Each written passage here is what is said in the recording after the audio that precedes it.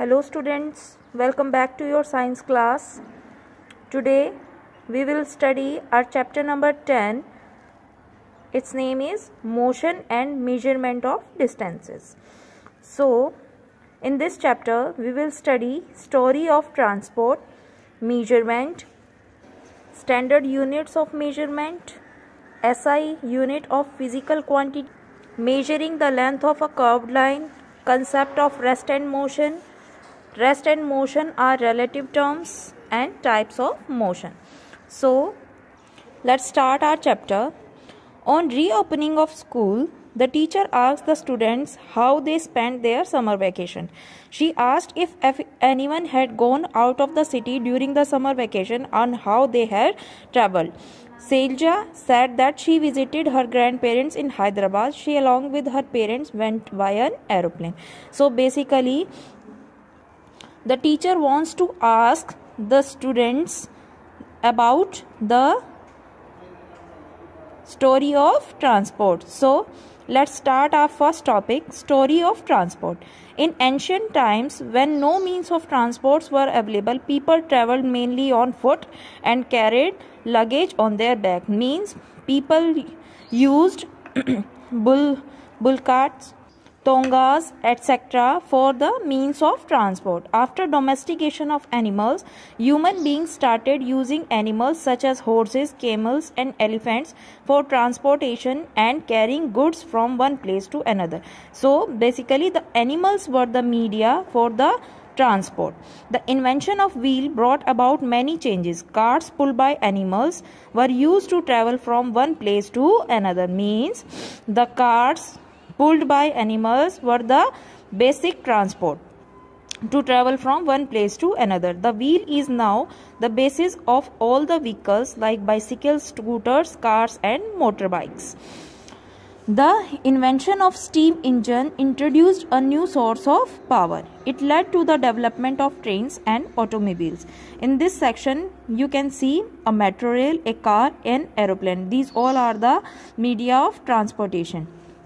Motor ships were used as means of transport on water. These inventions greatly reduced the time to travel.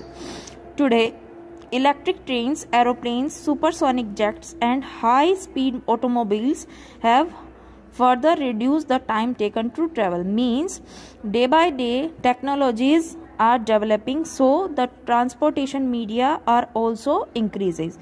Means when the ancient times, when we used the coal trains, now we have metro rails. When we have in ancient time bull carts, now we have a car. Means the technology is getting updated day by day. Measurement is one of the most important processes in science and in our daily life. We used to measure piece of cloth and any other thing. At what other time should we get up? How much time do we take to get ready? These questions are related to measurement of time. Means measurement means the calculation of time.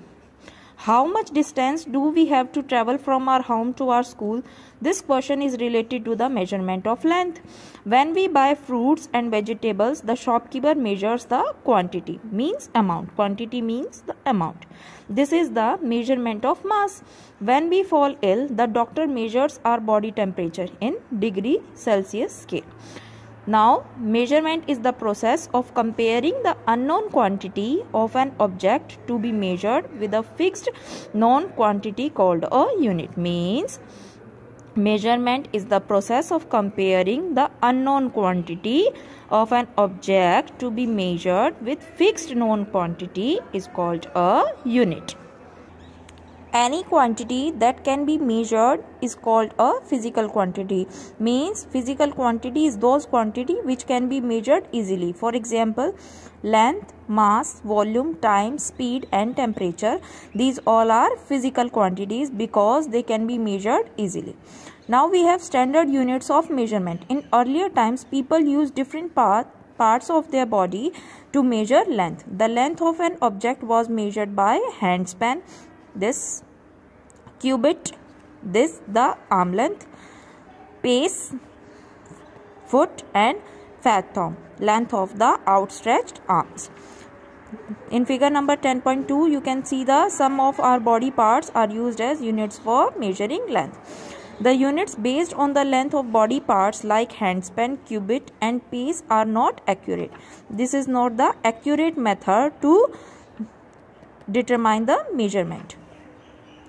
They cannot be used as standard units of measurement as the length of the body parts varies from person to person. Means the handspan of one person is different from other person. One may have a shorter handspan and one may have a longer handspan.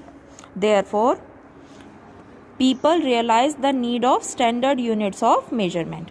Standard units of measurement are those that have a fixed quantity. Means all those quantity which have a fixed value are known as standard units and therefore do not vary from person to person. Means they will be same for one thing to the other thing and place to place. It is necessary to have standard units of measurement for uniformity and convenience in measurement. Easiness. Convenience means easiness. Now we have physical unit, SI unit of physical quantity. What were the physical quantities? We have studied just a minute ago that physical quantities, example of physical quantities are length, mass, volume, time, speed and temperature.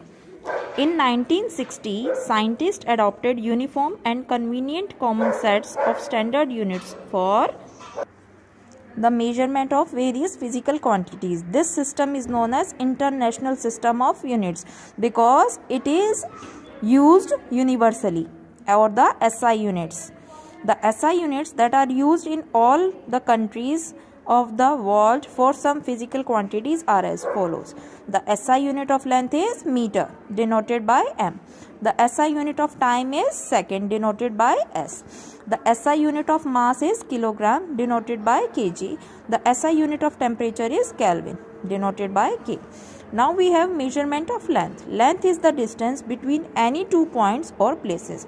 If I am taking this point as A point and this point as B point, so the distance between the two A and B will be the length.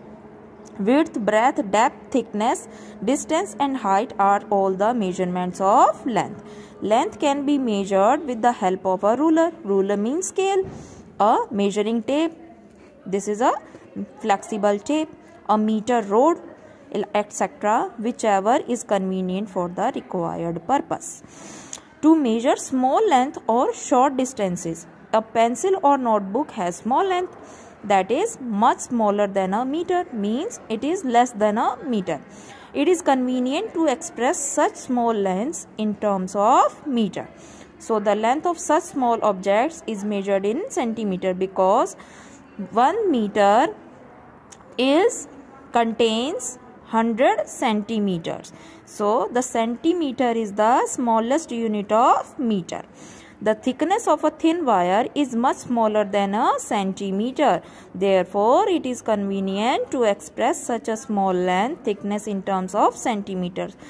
Means for the smaller things we can use centimeters and for the bigger things we can use meter. So the thickness of such objects is measured in millimeter. So millimeter is the smallest unit of centimeter. 1 centimeter contains 10 millimeters and 1 meter contains 1000 millimeters. To measure large length or long distances, the distance means if we have the two long objects, so what will be used? The distance between two towns or cities is very large. It is convenient to express such long distances in terms of meter. So the distance between two towns or cities is measured in kilometer because the distances between the two cities are very large. So we use kilometer. 1 kilometer contains 1000 meters. Example, Radha house is 6540 meters from her friend's house. Calculate the distance in kilometers. Now we have to calculate the distance in kilometers. So distance is equal to, in meters we have given 6540 meters. We know 1 kilometer is equal to 1000 meters. So the distance will be 6540 divided by 1000 is equal to 6.54 kilometer. In the next video we will study our topic how to measure the length of an object. Okay, thank you. This was all for this video.